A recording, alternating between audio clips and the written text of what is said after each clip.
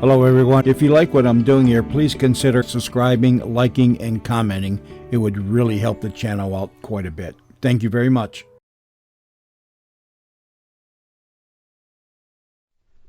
Welcome, everyone, to Heartbeat Theater.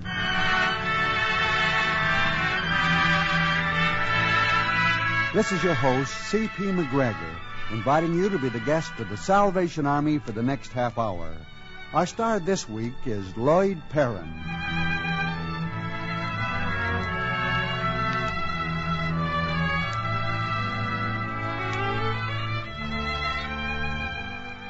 An act of violence is swift, momentary.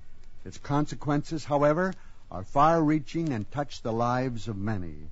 An act of violence and a man's life hangs in the balance, supported by the faith of a young Salvation Army officer, balanced by the heavy gravity of circumstantial evidence. These are the elements of our story, The Last Witness, written for Heartbeat Theater by Arthur Tibbles and starring Lloyd Perrin as Lieutenant Bradford Allen. Here, then, is Act One of The Last Witness.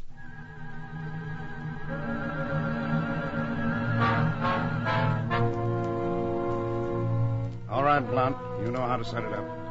Have Chapek in that lineup. Pick out 4 or 5 other prisoners who have the same general appearance. We'll be ready in a few minutes. Bring me back on the phone as soon as you're ready. I'm sorry, Lieutenant Allen, to have kept you waiting, but a district attorney's life is a busy one. Quite all right, Mr. Sharp. Well, now then, I've been checking the investigator's report. You know, the men from headquarters with whom you talked. Yes. Let me see. You're an officer of the Salvation Army. Lieutenant, isn't that it? Yes, sir. That's fine. Splendid. Great work. Have you talked with any of your superior officers about this Chapek matter? Been advised by them? Yes, I have, by the divisional commander, Colonel Riley. Mm-hmm. He advised me that I wouldn't be called upon to violate any confidences given me as a minister of the gospel. And, of course, we wouldn't ask you to do that. This is merely a simple matter of identification. Yes, I understand that. Your Mr. Stubbs explained that all he wanted me to do was to see if I could recognize any of the men in the pictures that he showed me. You couldn't? That is, you couldn't make any positive identification of one of those men? Mr. Sharp, those were evidently police identification photos. Yes. Well, you know how those police pictures are. Each man looks a little like every other man. They're all dressed alike in jail dungarees. But if I could see this man, talk to this man... Well, first, you've heard this man's story. Here, let me fill you in from these papers. See now, then. His name is Frank Chapek, Hungarian. Came to this country as a refugee, properly admitted and sponsored. He had a job in Jersey City, worked 5 months, quarreled with his employer, and quit. Now, some of the reports on his behavior are conflicting. He's been described as a dreamer and a malcontent, sullen, not talkative, suspicious in many of his actions. In fact, 2 of the lodgers in that rooming house, where he was living, say that Chapek always seemed to be hiding something or hiding from something. Not what would be called a happy man. Is there such a thing, Lieutenant, as a happy man? But let's get the whole case straight up to this point. Now, here's just where the district attorney's office stands. Chapek's landlady was killed, struck down brutally with a blunt weapon, which we have in our possession. The killing occurred at approximately 8 o'clock on the night of the last January 15th. The woman was found dead in her apartment of the rooming house where Chapek lived. You're certain of the time, 8 o'clock? Within a few minutes, yes. Her body was found by her sister and brother-in-law who had come to call. She was last seen alive by 2 delivery men from the Economy Furniture Store. Both the delivery men noticed, in particular, that this woman had a considerable sum of money in her handbag, even after she had paid them $90 for the used refrigerator they delivered to her. But I don't see why these The men delivery men and her relatives check out clean. But now for Chapek, and how you are concerned. The detectives told me that... The landlady, Chapek's landlady, was killed at 8 o'clock, or a few minutes earlier. Not before 7:45. That we already have definitely established. We have a good deal of circumstantial evidence which ties Chapek in with the killing. Mighty good evidence, believe But me. circumstantial evidence, nonetheless. We can talk about your layman's point of view of circumstantial evidence some other time, Lieutenant.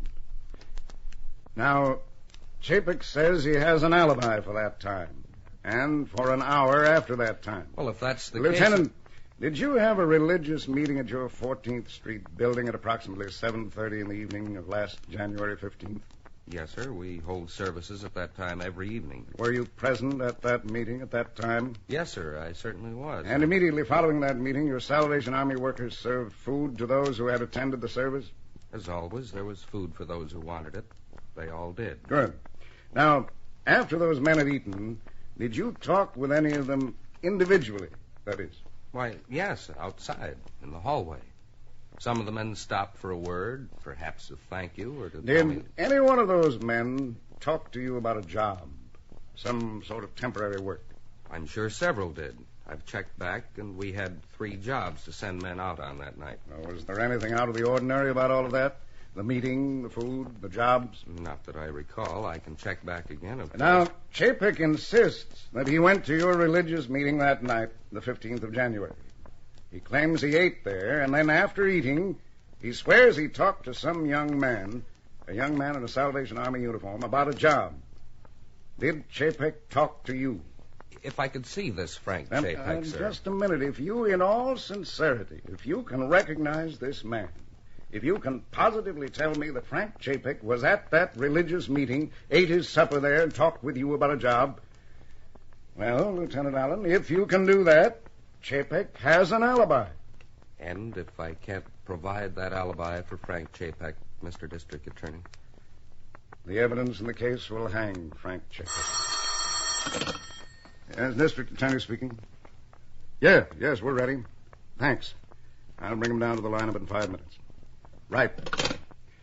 All right, Lieutenant Allen, if you'll come along with me, we'll give you a chance to identify Chapek.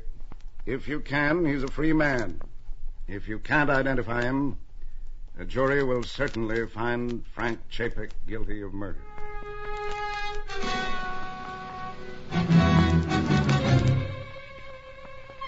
Okay, Mr. District Attorney, let's have the word. Did Allen identify Frank Chapek, hand him the alibi? Now, see here, Miss Marks, I can't give your paper an exclusive on this. What'll the other papers say? You know I've set up a press conference for 5 o'clock. Sure. And you've asked every political writer in town to be at that press conference, as well as the regular reporters. Well, what's wrong with having all the members of the press? If you didn't get an identification on Chapek, this would be just the time to announce that Murdoch Sharp, District Attorney of Central City, is now a candidate for governor of the state. What possible connection between Chapek and Naughty. Oh, I can see it now. Poor old landlady, brutally murdered. Brilliant district attorney investigates and prosecutes. Ungrateful and villainous refugee to hang. Now, look here, Miss Marks. A conviction might do the job. Put you in the executive mansion. I've served this state for many years. And you probably wouldn't make a worse governor than Doc Tanner's candidate. That's damning me with faint praise. Come on, now let's have it straight. Did Allen identify? Well, if you won't jump the gun with the story, no. He said... You don't sound too enthusiastic. If he didn't identify, it That means... young Allen is a very cautious man. I get it. Allen didn't say yes, but he didn't say no. That kind of indecision could well be more damaging on the stand than you might think. It'll leave the jury with the impression that Allen is trying to give Chapek the benefit of the doubt. Look here, do you believe that? Allen may be young, he may be new in his work with the Salvation Army, but you can't question his sincerity. No. Don't quote me to that effect. No, It's just that I have a hunch that young Lieutenant Allen hasn't worked quite hard enough on his memory. And if you're going to your editor with such a story... I'm going to see Lieutenant Allen. And if my hunch is right, friend, I wouldn't announce my candidacy for governor today.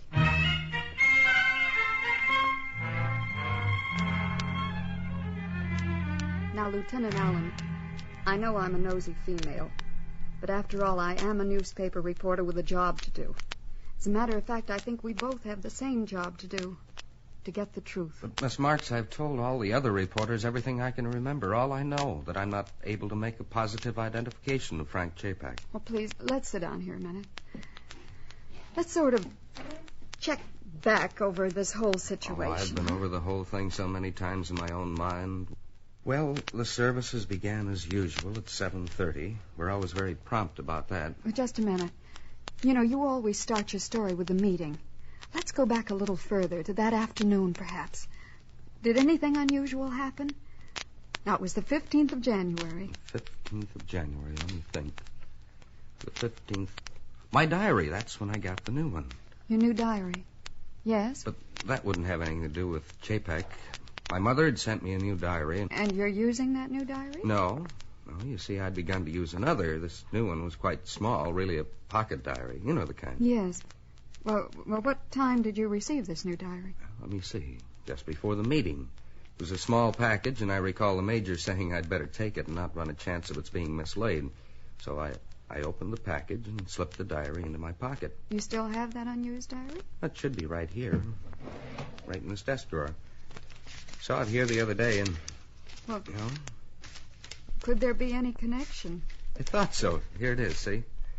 May I look at it? Of course. There. See? I've never had any occasion to use it. Thought perhaps I would be able to use it next year. Look here. There are 3 or 4 pages for memoranda here in the back of the diary, and one of these pages has been torn out. Do you remember that? I haven't used that unless... Miss Marks, I did tear that page out, and I must have torn it out on the 15th of January, because that's the only day I ever carried that diary with me, but I can't see... Does that bring anything back? Oh, just a moment, let me think. Let's see. I wonder if... Wait, I have something here on the desk. That job book must be here somewhere. Job book? No. Just a loose leaf notebook. We list the temporary jobs in it as they come in. It's a page for each day. Wish we had enough jobs in any one day to fill a whole page. There, is that the book there in the corner of the desk? Oh, of course. It's the matter with me. Now, let's check on January 15th once more. I've done this 50 times, but I know there were only 3 jobs. Man to cut lawn, yes. Mm-hmm. Man to wash kitchen walls, that was taken care of. Man to wash dishes. Let's see. What? Bistropolis Pantry, phone after 8 p.m. Man for dishes. Does that bring anything else to mind? Call after 8 o'clock. Lehigh 1616. 1616. I'm sure I wrote that number down for someone. You know, Miss Marks, if the district attorney would only allow me to talk privately with Chapek. Not a chance. Sharp's well satisfied with things the way they stand right now. You couldn't make a positive identification. And he has lots of circumstantial evidence. You know, the testimony of those 2 men who lived in the same rooming house, the $150 in cash they found on Chapek when he was arrested, he couldn't or wouldn't account for all that money. If I could only talk alone with Chapek, it might help me to remember. And then the DA would claim your testimony was worthless. Oh, he wouldn't try to discredit you or your organization. He'd know the jury wouldn't swallow that. But he'd try to make you out as a wishy-washy do-gooder who just couldn't bear to testify to anything that might help send a man to the gallows. No, you wouldn't get a chance to talk to Chapek. It wouldn't do any good if you did. Miss Marks. Yes? You're a reporter. You can talk to Chapek. Of course, but not unless I have something definite to talk. There's one question I want you to ask Chapek. Did I write down the name and address of the job he claims I talked about?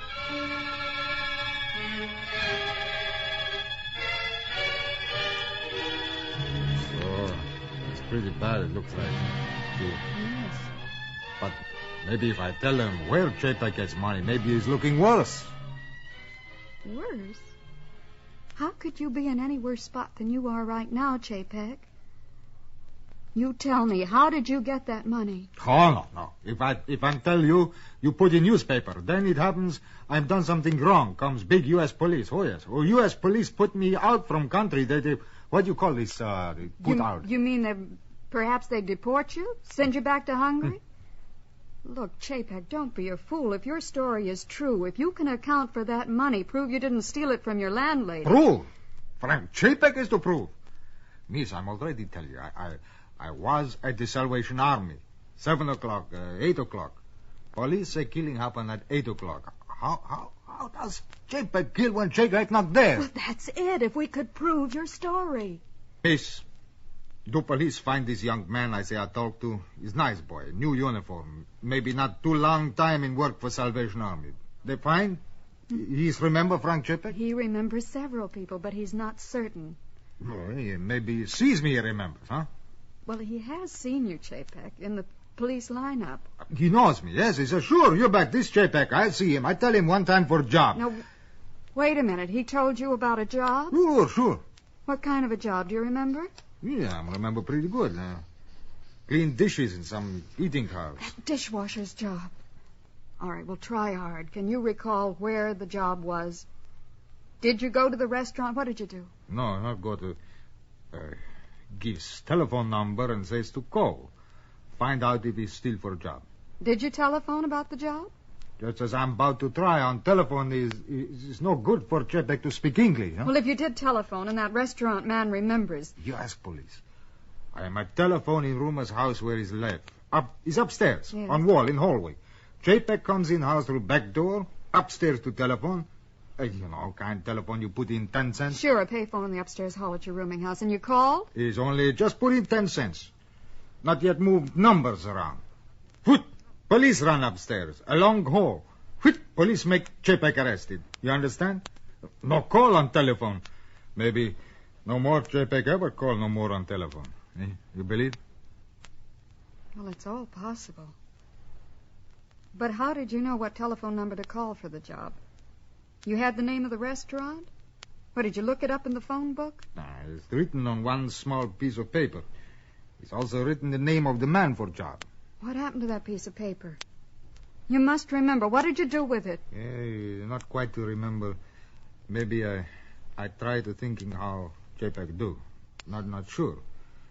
Maybe stand up piece of paper on top telephone box. Take receiver in left hand.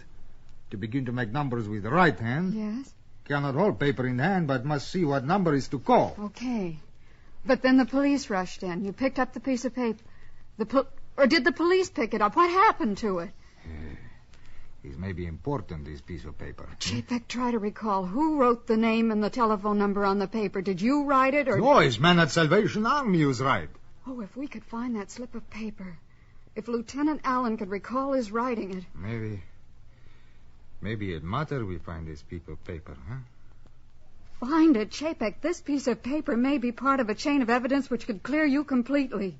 It might prove you are telling the truth. Then if you could explain the money, how you got that. No, he's never find this paper. You go away. Chapek talk no more the newspaper. You go away. Chapek not talk anymore.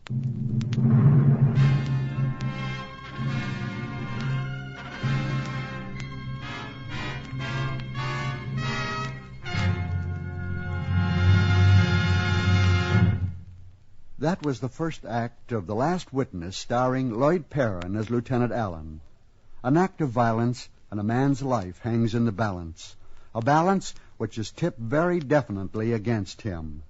It must be righted, and perhaps even tipped in the other direction. This is an old fight of the Salvation Army, the righting of wrongs, the balancing of the scales between good and evil, the struggle to prove the worth of man. This story is a small example of the Army's belief that we all count, whether we're black or white, rich or poor, refugee or citizen. All mankind is important to them, and if they can help, they'll go all the way. This is the Salvation Army you're backing with your many and varied contributions. You're both doing a wonderful job. Please keep it up. Now, Act 2 of The Last Witness, starring Lloyd Perrin as Lieutenant Allen.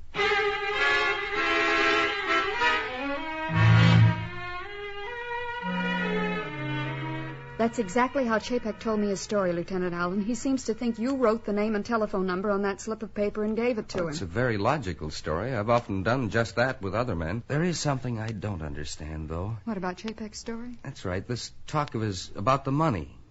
I get the impression he feels that if the authorities knew how he did get the money, the rent money that he paid his landlady that day, the $150 he had when he was arrested... He thinks he'd be deported. That's the way his story appears to me. And I don't understand. You know, he almost seemed to choose hanging in the USA as a lesser evil. Miss Marks, could Chapek have brought something of value into the country with him? Smuggled something in? And... What? It would have had to be something small, very small, and very valuable. You said he was a watchmaker, a jeweler. Jewelry. Or jewels. But he was a poor man in his own country. The report reads I know, that... but he might have had a ring, a diamond, perhaps something with sentimental value as well as cash value. He had no money to pay duty to bring it into the country, so he smuggled it in. Now he's afraid that if the customs found out, turned the information over to immigration, well, they might deport him. But if he pawned this, whatever it may have been, the pawn shop detail would have picked it up by now. But why should they? The police haven't connected it with Chapek.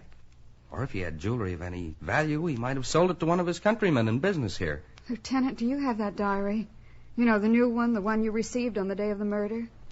Do you still have it? You showed it to me. Of course, it's right here in this drawer. There it is. Well, let me see. Yes. See where the page is torn off? Do you suppose... Listen, if you had this diary in your pocket, if you did talk to Chapek, if you had no other slip of paper and you wanted to write down the name and address of that job... I could have torn out one of those blank pages and... And written the name and address on that for Chapek. Miss Marks, I told you I recalled writing down that phone number. I'm sure I did tear that page out of this diary, and I wrote on it. If I did... Lieutenant Allen, we're going straight down to the district attorney. If this isn't new evidence, I'll eat 10 copies of the Sunset Edition.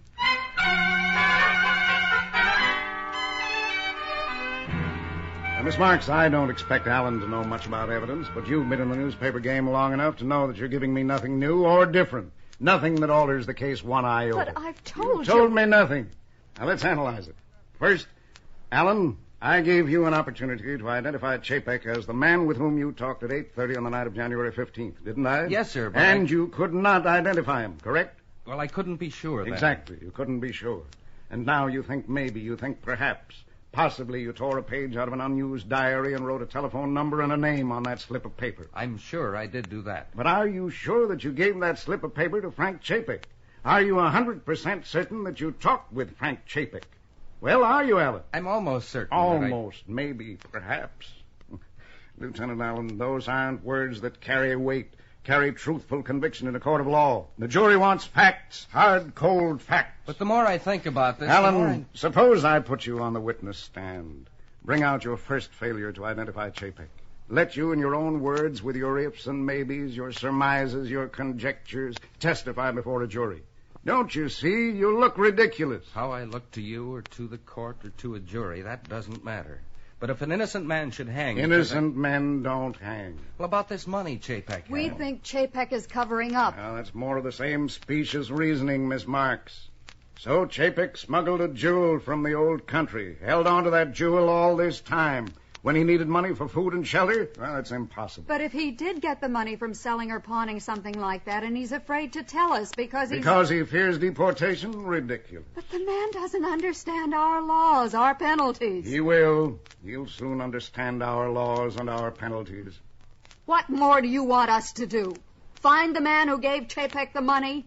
Find the torn page from Lieutenant Allen's diary? You don't want much, do you? Lieutenant Allen, I suggest you be in court tomorrow, because to clinch the case against Frank Chapek, the state intends to call you as the last witness.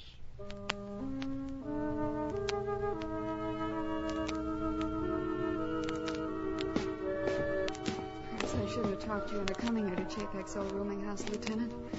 But it is our last chance. No matter how foolish a thing may seem, how slight the chance to do right, we must do it.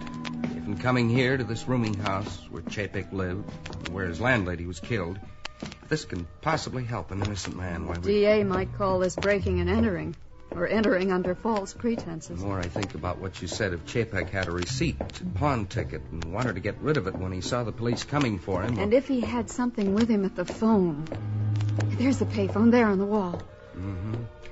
I'll see. He said he propped the paper up with a number on top of the phone. Perhaps like so. If it had been up there like that, I'm afraid the police would have found it. Unless it could have slipped down here into the phone box. Or Chapek poked it down some way. Here, you see. No, it wouldn't slide down into the place where the box is hinged. Well, Chapek might have forced it down. It was just a slip of paper. If I had a pocket knife. Wait a minute. Here's a handle of an old mop. It has a metal end on it. Yeah, but I don't see how. Now, let me try that thing. I know. I'm going to tear half the plaster on the wall. Break the phone, but who cares?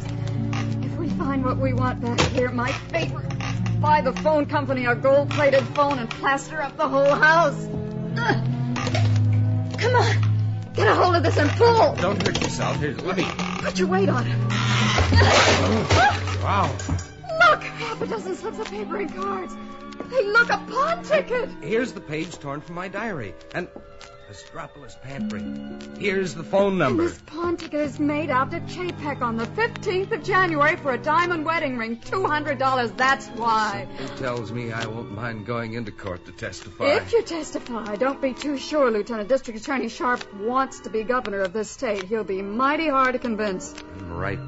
Now I know I'm right. And I know what I have to do.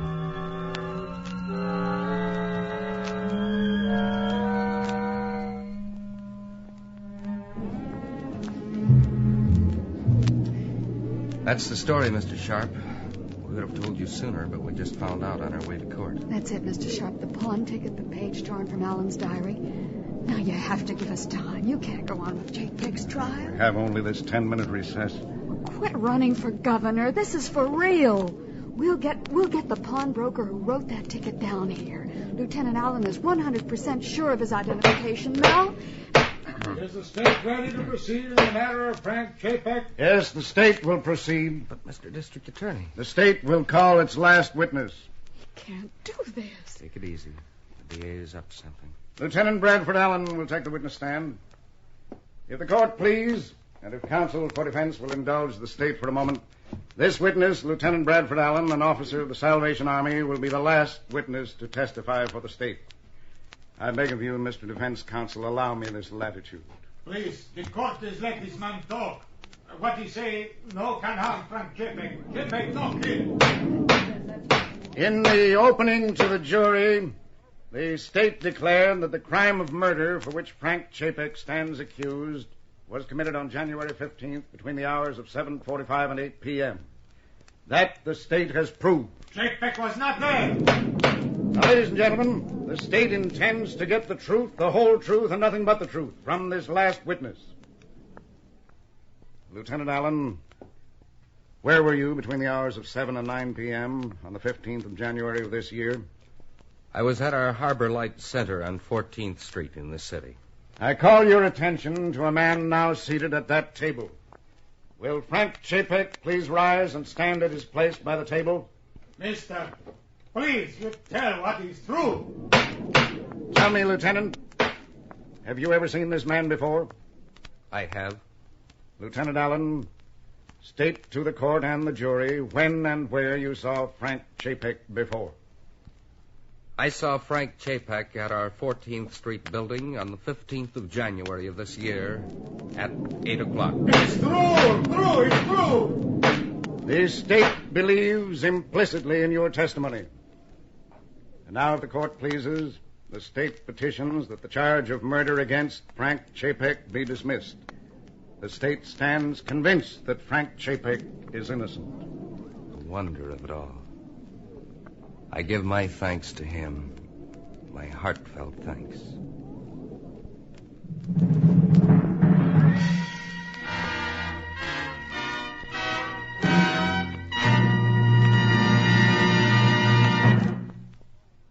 So ends the final act of The Last Witness, starring Lloyd Perrin. Be sure and be with us again next week for another Heartbeat Theater story. Heartbeat Theater is a presentation of the Salvation Army and is one of the programs selected to be heard by our men and women overseas through the worldwide facilities of the Armed Forces Radio Service. Until next week, then, this is your host, C.P. McGregor, saying thanks for listening and have a happy week ahead.